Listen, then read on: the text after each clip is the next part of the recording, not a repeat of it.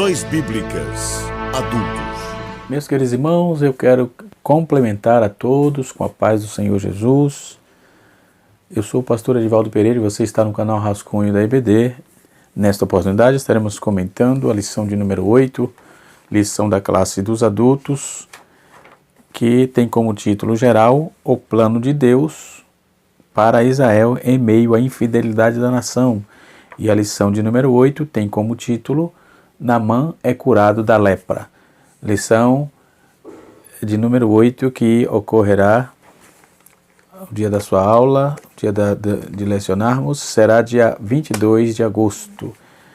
Espero poder ajudar você e nós vamos aprender um pouco sobre a benevolência de Deus, o propósito de um homem chamado por Deus, como age, e a simplicidade para aqueles que creem. A simplicidade para aqueles que creem no milagre, a simplicidade da cura. E nós vamos ver o quão perigoso é a cobiça e a mentira.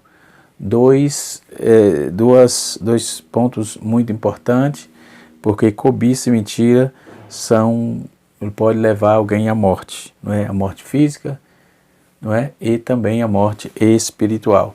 Então é um perigo muito grave. Nós vamos estudar isso agora, a partir de agora nessa lição, tá certo? Lição da classe dos adultos. A nossa lição está pautada no capítulo 5 de 2 Reis. 2 Reis, capítulo de número 5, onde vai falar de Naamã, né? E vai aqui uma curiosidade importante.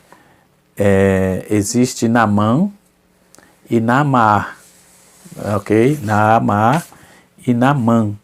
Não confunda Naamar com Naamã. Como assim, pastor? Porque Naamar é um nome de uma mulher. Existem duas mulheres com esse nome na Bíblia. Naamar, não é? Com agudo, não é? E Naamã é um tio, ok? Então, Naamã, homem, Naamar, mulher. A Naamar quer dizer doçura ou deleite, não é? Era o nome de duas mulheres e uma cidade no Antigo Testamento, ok? Nós temos aí Naamã, que é o nosso tema. Naamã é curado da lepra. Naamã era sírio, né? Jesus fez referência em Lucas, está escrito Naamã ou Ciro, né? Ou Sírio, aliás. Lucas capítulo 4, verso 27, ok? Então nós vamos ver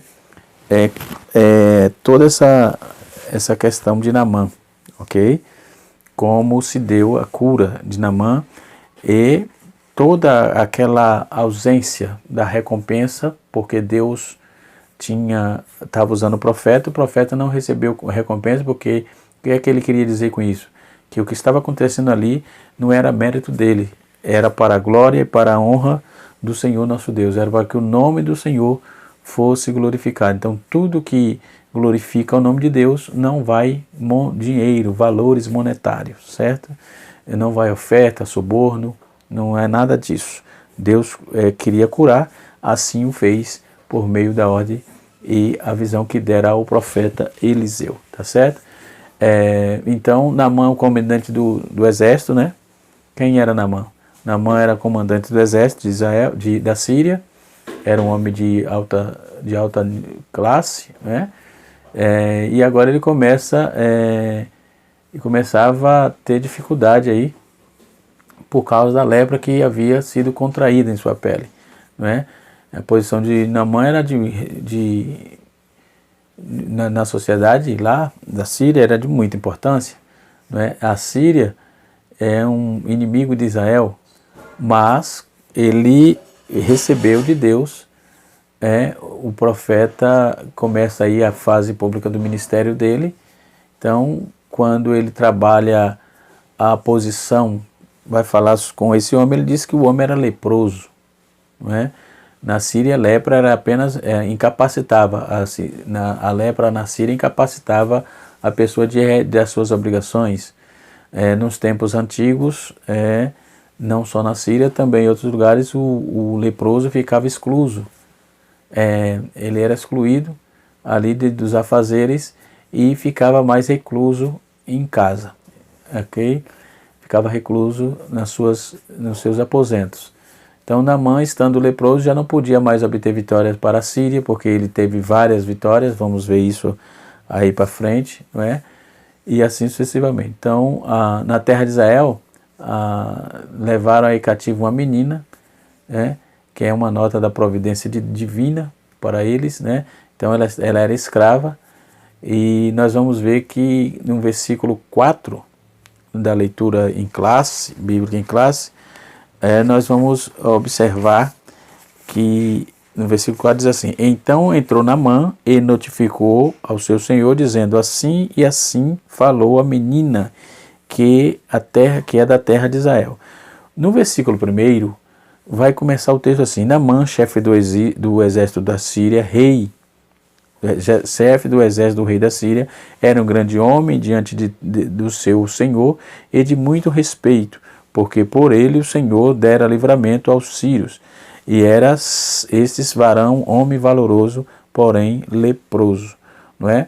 Então esse porém aqui está um problema. Tinha um problema. Quando tem porém, é um problema. Então saíram as tropas das Sírias, da terra de Israel, e levaram presa uma menina que ficou a serviço da mulher de Naamã. E disse esta menina: tomara, que é a palavra oxalar na Bíblia, né? Tomara que o meu Senhor tivesse diante do profeta que está em Samaria, ele o restauraria da lepra, né? Aí a menina sabia dos feitos de Eliseu, acreditava, porque já havia, por certo, não só ouvido notícia, mas também tinha visto o Eliseu já fazendo milagres, enfim, já sabia de todo o trâmite, de tudo que Deus havia feito na vida de Eliseu por meio do profeta Elias, que era o mais famoso do que o próprio Eliseu, enfim.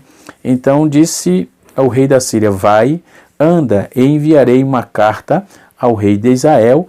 E foi e tomou na sua mão 10 talentos de prata, 6.000 talentos de ouro e 10 mudas de roupa. Olha o prêmio. E tomou na sua mão 10 talentos de prata, 6.000 ciclos de ouro e 10 mudas de roupa. Esse era o presente que ia dar para o Naamã. E levou a carta ao rei de Israel, dizendo: logo em chegando a ti esta carta, saiba que eu te enviarei Naamã, meu servo, para que te restaures da lepra. E sucedeu que, lendo o rei de Israel a carta, rasgou suas vestes e disse: sou eu Deus para matar, para vivificar, para que envie a mim, para que restaure um homem de sua lepra? Ele ficou bravo, porque eu sou Deus, não posso, como eu não sou Deus para curar, mas pelo que deveras notai-vos, peço-vos, e vede que buscar ocasião contra mim. Na verdade, já estava cismado. O versículo 8 diz assim: sucedeu, porém, que ouvindo Eliseu, homem de Deus, que o rei de Israel rasgara suas vestes, e mandou dizer ao rei: por que rasgaste as tuas vestes? Deixa-o ir a mim, e saberá que há profeta em Israel. Aí, quando Eliseu ouviu o rei daquela penitência toda, ele disse: deixa que eu vá. Veio, pois, Naamã com os seus cavalos e com o seu carro, e parou na porta da casa de Eliseu. Então a permissão era para que ele viesse da Síria para Israel, não é? Então o rei de Israel não ficou gostando, porque ele ia contrair lepra ali. Como é que pode um negócio desse? Sucedeu, pois, ouvindo, versículo 8, Eliseu, que o homem de Deus, que o rei de Israel rasgava suas vestes, e mandou dizer ao rei: por que rasgaste as tuas vestes? Deixa-o vir a mim, e saberá que há profeta em Israel. No versículo 7, o rei, quando leu a carta, ele rasgou as suas vestes e disse: sou eu Deus? Sou eu Deus para matar ou para vivificar, para que este o envie a mim para que eu restaure um homem de lepra? Ou seja, o rei estava pedindo permissão para que Naamã viesse até Israel, não é? O rei da Síria pedindo permissão para que Naamã viesse, e ele achou que ia até ele. Não, aí o profeta ouviu isso: não, deixa vir a mim, e saberá que há profeta em Israel. Veio, pois, Naamã com seus cavalos. Então, versículo 10, então Eliseu lhe mandou um mensageiro dizendo, vai, lava-te 7 vezes no Jordão, e a tua carne se tornará sã. Aqui nós temos, se tornará e ficará purificado. Nós temos aqui alguns adendos nesse versículo, né? Porque Eliseu não saiu para bater continência para aquela autoridade.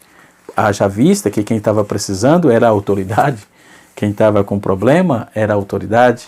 Então, Eliseu fez o papel dele. Deus tinha dado a visão, obviamente, ele disse, vá ao Jordão e mergulha lá 7 vezes. Por certo, aquela autoridade, aquele comandante, esperava que Eliseu saísse, prestasse todas as homenagens, prestasse continência, beijasse mão. Crente não beija bem mão de homem, não. Crente se ajoelha e glorifica a Deus, né? E quando ele entendeu isso, quando ele percebeu que não foi honrado como tal, ele não ficou muito gostando, né? E o versículo diz assim, e Eliseu lhe mandou o mensageiro e disse, vai-te e lava-te no Jordão. E Eliseu permaneceu dentro da sua casa, né? Então, por que ele permaneceu dentro de casa? Para enfatizar Naamã, para mostrar para ele que nem a riqueza e nem a posição podia comprar a cura. O banho no Jordão enfatizava o poder de Deus para a cura. Então, não era que ele bater continência que ele já seria curado. Não tem nada, Eliseu não misturou uma coisa com a outra, né? Então, Naamã quase perdeu a bênção porque ele ficou orgulhoso, né? Então, a humildade e a fé produz libertação a todos, né? Aí nós vamos ver que quanto mal, no versículo 13, não se obedecer a Deus nas pequenas coisas, como podemos esperar que com as bênçãos grandes, né? Como podemos esperar que as bênçãos de Deus sejam grandes? Então, podemos ver o comentarista aqui, o pastor Cleito Ivan Pomerening, no caso, né? Ele vai trazer a todo o escopo da situação, né? De Naamã. Então nós vamos falar um pouco sobre quem era Naamã, para depois a gente voltar para a exegese do texto, né? Para a etimologia do texto bíblico proposto, né? Aquela escrava testemunha de Deus, essa menina tornou-se um agente do Senhor na casa de Naamã, né? Ela não se deixou influenciar pela cultura pagã da Síria, mas continuou sendo temente ao Senhor, mesmo em terras estranhas, sendo escrava. Não é que escravo não tem liberdade, mas quem está em Cristo, mesmo escravo, Deus usa e surte efeito, pode ter certeza, ok? Aí a menina falou claramente aos seus amos, né, a quem ela estava escrava, né, quem era o profeta e quem eles deveriam procurar, mas equivocadamente, porém, procurar o rei com uma carta e presente. O rei de Israel entendeu que aquilo era uma provocação ou pretexto para uma nova guerra, não é? Pô, vai vir aqui trazer um cara de lepra para me curar? Isso é um pretexto de guerra, conforme eu já disse no início do nosso vídeo, né? Ele não ficou gostando, ele não entendeu, na verdade, né? Quando o profeta ouviu, disse, não, deixa vir a mim, e ele saberá que há profeta em Israel, ok? Aí apaziguou tudo. Então, por essa reação de rasgar as vestes, está em 2 Reis, capítulo 2, 5, versículo 7, que nós lemos aqui, então sucedeu que, lendo o rei a carta, rasgou as suas vestes. Aí, na antiguidade oriental, o gesto do rei era muito usado quando recebia uma notícia ruim, ou quando ele estava diante de uma situação fora do controle, para demonstrar profunda angústia e pesar. Então, neste caso aí, em reconhecimento da sua impossibilidade, né, em atender o general Naamã, o medo de uma provocação de guerra também, quando estava em tempo de paz, tirou-lhe a paz automaticamente. Só quando ele ouviu a voz do profeta, não, deixa vir até mim, porque saberá que é profeta de Israel. Aí acalmou o coração dele, né? Quem foi Naamã? Naamã, comandante da Síria, né? A história de Naamã é conhecida na Bíblia especialmente por conta desse episódio, e ele foi curado de lepra após mergulhar 7 vezes no Rio Jordão. Naamã quer dizer doce e agradável, não é? Deixa eu ver aqui como é que o comentarista colocou também, né? É benevolente, né? Naamã, cujo nome significa benevolente, é o ministro da guarda. Ele atacara várias vezes Israel, né?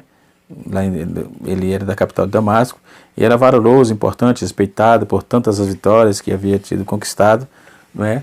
Então Naamã ocupava uma posição muito importante na corte da Síria, de modo que ele desfrutava de ótimo reconhecimento por parte do seu rei. Naquele tempo diz que é Ben-Hadad, né? Que inclusive era inimigo declarado de Israel, conforme está em 1 Reis capítulo 20, né? Então o nome Naamã era comum na Síria, esse significado provavelmente seja benevolente, conforme está bem proposto aqui pelo nobre comentarista, né? E a Bíblia escreve Naamã dizendo que ele era um grande homem diante do seu Senhor e de muito conceito. No entanto, Naamã, a história de Naamã, registrada em 2 Reis 5, não destaca aí apenas um alto ofício, mas também relata especialmente um grande drama do comandante, pois ele era leproso. Diga-se de passagem que nós temos 2 Naamãs na Bíblia, não é? No início eu falei de Naamá, que é uma mulher, 2 mulheres e uma cidade, então não confunda isso. Mas Naamã, nós temos 2 na Bíblia. No final da aula eu já fecho aqui, tá? Já dizendo. Então a narrativa bíblica com respeito ao que afirma que Naamã era leproso, todavia o termo hebraico era utilizado aí para se referir a essa doença como sarat ou tsarat, não é? É usado aí para designar vários tipos de doença na pele, de modo que não é possível determinar com exatidão o tipo de lepra que Naamã tinha.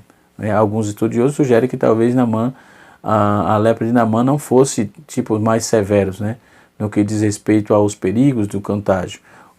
Essa conclusão é tirada de fato de que Naamã não vivia isolado da sociedade. Mais tarde, quando o servo de Eliseu foi castigado com esse tipo de lepra, aparentemente ele também não sofreu reclusão.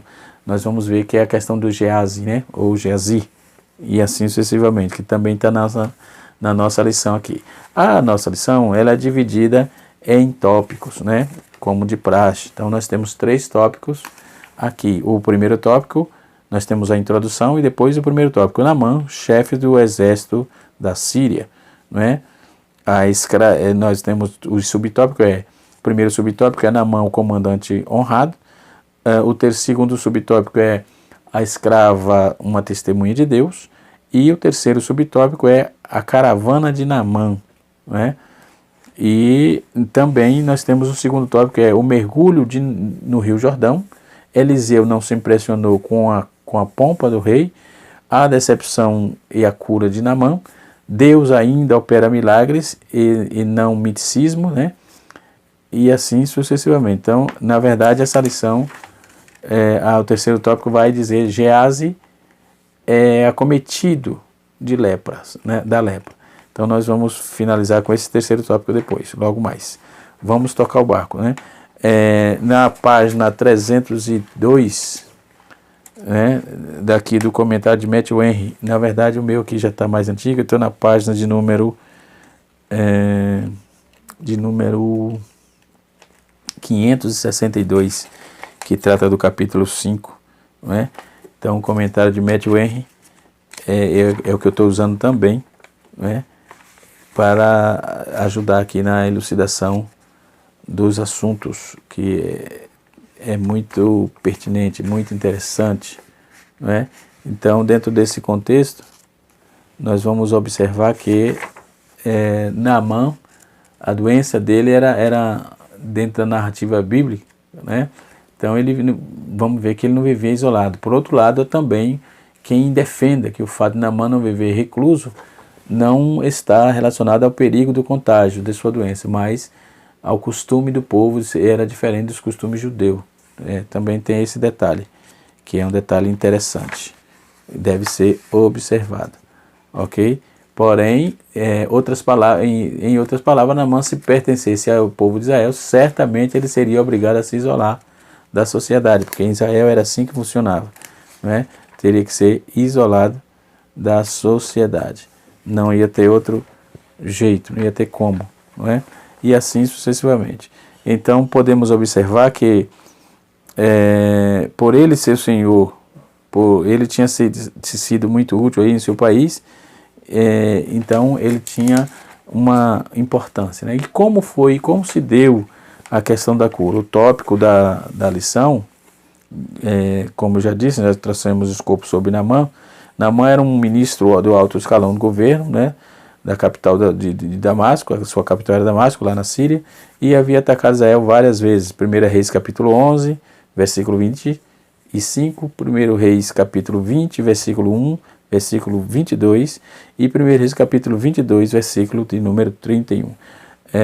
Então, na verdade, quando vamos traçar isso, Naamã era um comandante admirado, respeitado, mas a escrava que foi apanhado ali,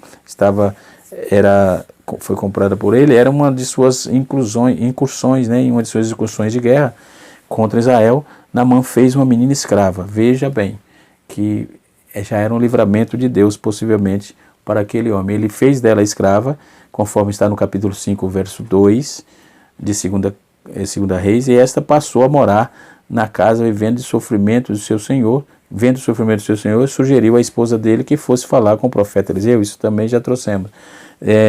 Naamã mandou lá uma caravana, a caravana de Naamã. Ele foi e acreditou na palavra da escrava, e foi até o seu rei, o rei de Israel, a fim de contar-lhe o que ele asseverava. E o rei da Síria preparou uma carta e enviou ao rei de Israel, que também já trouxemos essa informação. No segundo tópico, nós vamos tratar do mergulho de Naamã, no mergulho do Rio Jordão.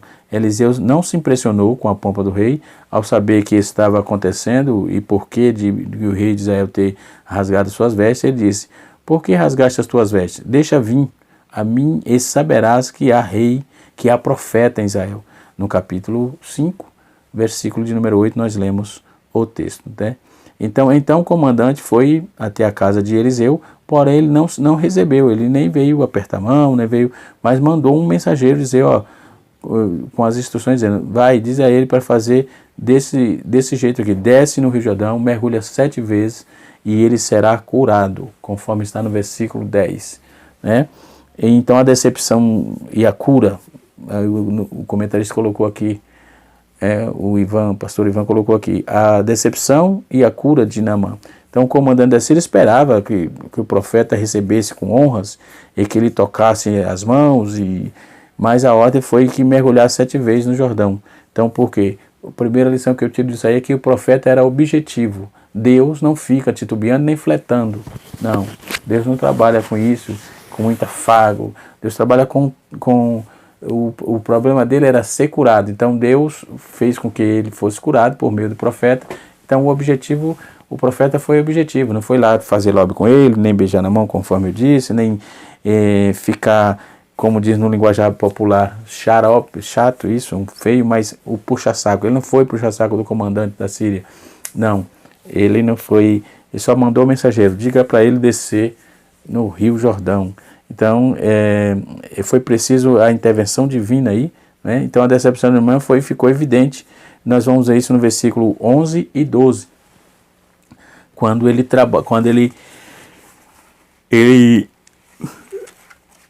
fica bravo, a decepção dele estava patente aí, escancarada, no versículo 11 e 12. Como não está na leitura aqui, vou abrir a Bíblia aqui e mostrar para ti, ok?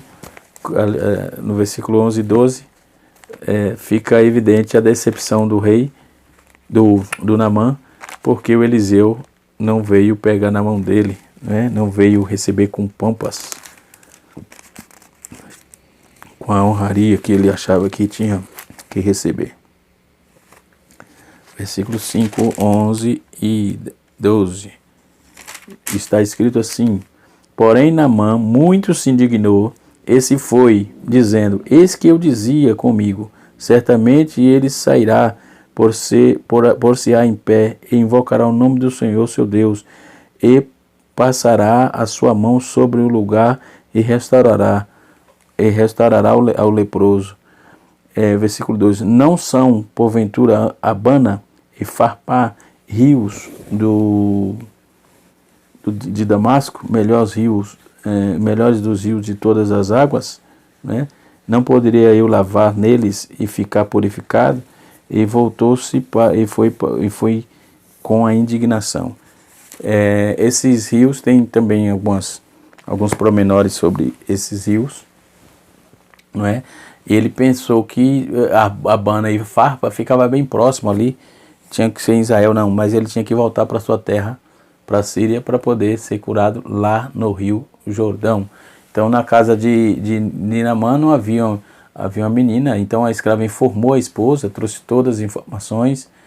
Nós vamos ver que ele, quando ele foi até a casa de Eliseu, o profeta, porém, nem saiu para recebê-lo, né? Ele enviou um mensageiro, e nós já sabemos que ele só pede para ele descer 7 vezes no Rio Jordão, mergulhar.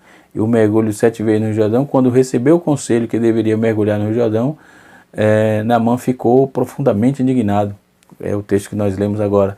Ele pensou que Eliseu iria ao menos sair para recebê-lo e colocaria suas mãos nas feridas ou sobre o corpo dele, ou seja, fizesse imposição de mão. Não, mas ele invocou o Senhor, ou seja, ele seria imediatamente curado. Então eu pensei que ele ia sair, impor as mãos, e eu ia invocar o Senhor, seu Deus, e eu ficaria curado. Ele não fez ele só mandou o mensageiro e vai lá e pede para ele fazer isso. O profeta tinha autoridade de Deus, né? Então, inclusive, ele questionou o fato de que em Damasco havia rios melhores do que o Rio Jordão para se banhar, não é? Esses rios que eu falei, Abana e Farpa, não é? Ou Farfã, seria melhor, segundo ele, né? Mas tem que ser aqui, no Rio Jordão. E aproximadamente, aparentemente próximo de desistir, Naamã foi aconselhado por seu auxiliar: escuta a palavra do homem de Deus, né? Escuta a palavra do homem de Deus e se submete ao que ele lhe havia ordenado. E por fim ele concordou e mergulhou no Jordão 7 vezes, e a sua pele foi completamente curada. A Bíblia diz que a sua carne tornou-se como a carne de um menino e ficou purificada. Sendo aí Bicon, no seu comentário, ele vai dizer aqui que o rio Abana, ele vai dizer, também está na lição aqui essa informação, essa observação num subsídio geográfico, né? Ele vai trabalhar aqui em outras nações sobre apresentava o rio Abana, no versículo 12, o atual Barada, começando nas montanhas do Líbano, e corre atrás de Damasco, e torna-se possível a existência de uma cidade, por causa do oásis formado por um percurso. O rio Farpa, ou Farfa, não foi identificado tão facilmente como Abana, né? É impossível que a Bíblia se refira ao rio que começa nas montanhas do Líbano, corre cerca de 16 km, ou seja, 16 quilômetros, melhor, em direção à região do sudeste de Damasco, né? Então o Bico ele vai registrar a cura de Naamã, que representa cativante o relato da cura do leproso. Existe aqui os relatos notáveis. Primeiro, a grandeza não leva a coisa alguma, um grande homem, porém leproso, então a grandeza não significava nada ali. Segundo, o testemunho de fé de uma escrava muito forte. E terceiro, um pedido inesperado e humilde, né? Então a alternativa mais atraente. Quarto, a alternativa mais atraente. E quinto, a obediência e a cura completa, né? Então, quando se obedece, ela ouviu a voz daquela menina, ele, na verdade, ouviu a voz daquela menina, obedeceu e foi procurar o profeta, que ele, na verdade, ele estava querendo a cura. Se ele queria a cura, tinha que procurar quem tinha a bênção para dar a ele. Então, a conversão de Naamã, logo após a cura de sua lepra, ele confessou que o Deus de Israel era o único Deus, né? E com a declaração, Naamã estava simplesmente dizendo que Deus de Israel era o mais poderoso dos deuses do que os deuses da Síria. Ele estava dizendo que realmente só existe um Deus, e depositando a sua fé nele. A partir dali, Naamã foi convertido ao Senhor, conforme está no capítulo 15, no versículo 15 do capítulo 5. Ok? Então, diante de Eliseu, Naamã solicitou que sua carga de terra, que pudesse carregar suas 2 mulas, no versículo 17, esse seu prodígio provavelmente refletiu o pensamento dos povos antigos, né? o antigo Oriente Próximo, que trabalhava com essa, de que a atividade estava diretamente ligada à terra, onde adorava. Então Naamã queria um pouco de terra, da Palestina para santificar o altar que ele pretendia edificar em seu país, não é? Então, de qualquer forma, ainda no momento de conhecimento, Naamã acerca do conhecimento de Deus, bastante limitado ainda. Além disso, ele ainda apontou para um conceito de sincretismo religioso, e ao falar com Eliseu que duvidou, ao falar ao profeta Eliseu que devido à sua posição, ele seria obrigado a acompanhar o rei da Síria para adoração a Rimon. Então, diante dessa observação de Naamã, Eliseu simplesmente não disse uma palavra sequer, porque a questão dele está debaixo de uma patente, né? Isso é que tinha que ser considerado. Muito bem. Outro sim, para finalizar, nós vamos ver o problema de Geazi. Então, o que ocorre? O que aconteceu com Geazi? A Bíblia diz que eles trouxeram o presente, né, para o rei de Israel, e Eliseu rejeitou para Eliseu, e Eliseu rejeitou o presente. Então, está escrito aqui na nossa revista, né? Eu fiz o meu rascunho aqui, mas na revista aqui está escrito também. Após a cura física e sentimental, Naamã estava disposto a voltar a Eliseu a fim de lhe presentear. Está no versículo 15 do capítulo 5 de 2 Reis. A Bíblia não deixa claro que se esse presente foi mesmo enviado pelo rei da Síria anteriormente, para que o seu primeiro tenha sido ficado com o rei de Israel. Porém, se for o mesmo, a quantidade era composta de 350 quilos de prata e uns 70 quilos de ouro e 10 mudas de roupas finas, um valor muito grande, né, para a época, para ser rejeitado. Mas mesmo assim Eliseu rejeitou o presente, conforme está no versículo de número 16. O homem de Deus não se deixa vender. O dom não é vendido. Quem tem dom de Deus já chama dom, entendeu? Então não é para ser cobrado nada, ou taxas ou alguma coisa assim. Mesmo que ainda nos dias atuais tem muita gente vivendo dessas anomalias, Deus irá cobrar depois, né? Então a atitude de Eliseu e a recusa do presente revela aí um comportamento de quem não se vende a si mesmo ou às bênçãos de Deus, né? Tanto Elias quanto Eliseu era honesto consigo mesmo, né, e com Deus. Então, por arrogância, Geazi é cometido aí de lepra. Depois de visitar Eliseu, Naamã partiu para a Síria, e quando Naamã iniciava a sua viagem, Geazi, cheio de ganância no coração, o texto diz que ele foi, a partir do versículo 21 até o versículo 25, vai fazer a tratativa dessa história. Ele foi até ele mentindo, né, e se apoderou dos presentes oferecidos ao rei Eliseu. Tal atitude revela aí o caráter distorcido de Geazi, visando o bem material. Ele pensou que estava rico, né? Ele mentiu e ele pensou que estava, daquela hora em diante ele estava rico. Ele acabou tendo dificuldade, porque quando Eliseu perguntou para ele onde ele estava, ele ainda ficou bravo. Ele não ficou gostando não. Teu servo não estava em canto nenhum, não foi para canto nenhum, não saiu para canto nenhum, mas Eliseu sabia, não é? Aí o texto diz que Matthew Henry vai dizer que Naamã, um sírio, um cortesão, um soldado, tinha muitos servos, né? E os pecados de Geazi foi um pecado complicado, porque o amor ao dinheiro, a queda e aquela raiz de todos os males, né, que estava na base do pecado, estava ali na base do pecado. Seu senhor desprezou os tesouros de Naamã, mas ele o cobiçou, versículo 20, não é? Seu coração, diz o bispo Hall, ele vai dizer assim, estava guardado no seu coração, estava guardado nas bagagens de Naamã, e Geazi devia correr atrás ele correu atrás disso. A Bíblia já diz que para pegá-los, né? Então multidão por cobiçares riqueza do mundo se transpassares a si mesmo com muitas dores.